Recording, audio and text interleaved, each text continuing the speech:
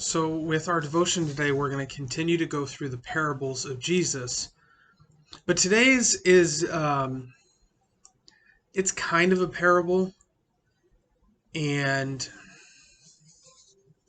like it's not labeled as a parable. If you look in your Bible and you know how all the different they have the bold headings. A lot of Bibles have these bold headings where they title a section and they say, "Oh, this is what happens."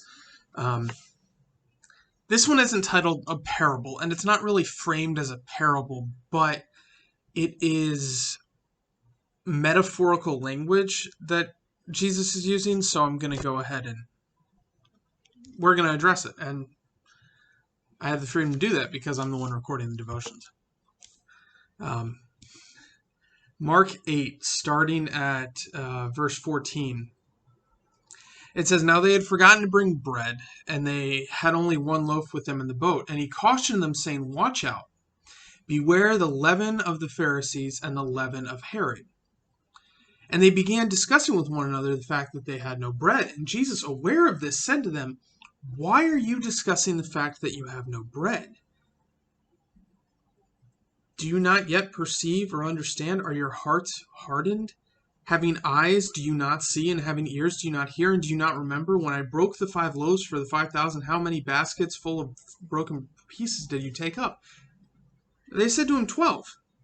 And the 7 for the 4,000. How many baskets full of broken pieces did you take up?' And they said to him, 7. And he said, 'Do you not yet understand?'"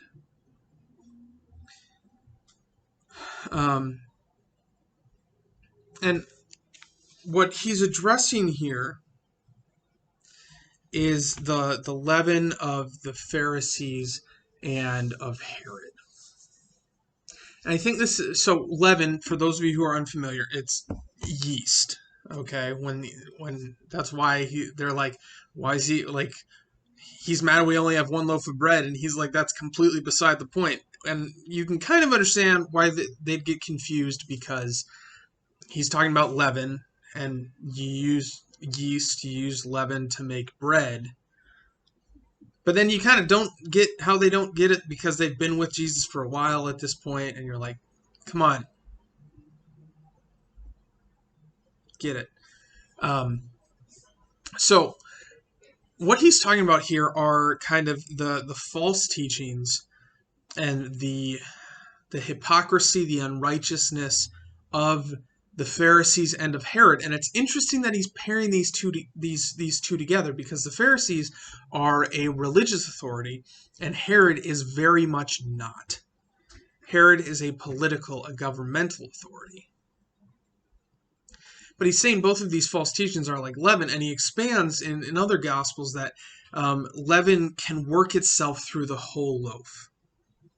And if you've ever made bread, I don't know if you've made bread. I was told that apparently there was a bread making craze here in California during the early stages of the pandemic.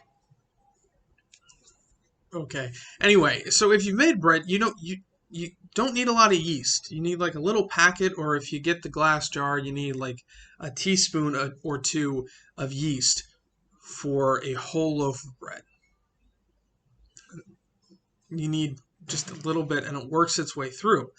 And the comparison here is that those little false teachings, those little not so little problems, the problems of the Pharisees and Herod will work their way into everything. And I want to bring that to us a little bit today, because false teachings, false religious teachings, bad doctrine, and political leaders still act as leaven today, right? You find this all, especially I think it's painfully obvious in the political sphere,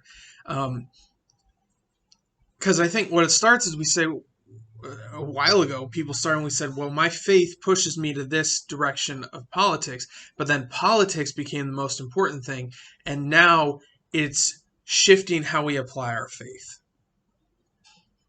And the most obvious way to see that is how people treat those on the other side of the political aisle. If you are condescending, if you are rude, if you are dismissive, or if you're hateful, toward people who disagree with you. And this happens on both sides. So if you're sitting there thinking, oh, well, he's talking to the other side of the aisle. No, I'm talking to everybody. That is your politics becoming more important than your Christian faith. Because it is more important that people agree with you politically than it is that they are a child of God that we are called to show love and compassion and kindness to. Okay? So that's just one example, but we see this, and I could go on like this forever, but I've already kind of hit my time. Watch out for these bad teachings or these leaders outside the church that work in, and it starts as not necessarily a bad thing. Like I said, it starts with you looking for the political party that maybe aligns more with your faith. But they can be like leaven in your political beliefs or incorrect religious beliefs, unfaithful religious beliefs. They grow like leaven, and then they become consuming to the point of actually negatively impacting your faith. So, um, apologies for going long, and especially since it's not even technically, I guess, a parable, but I was flipping through and I was like, oh, this is close enough to a parable. We can talk about it today. So we did. Brothers and sisters, with that, go in peace, serve the Lord. Thanks be to God.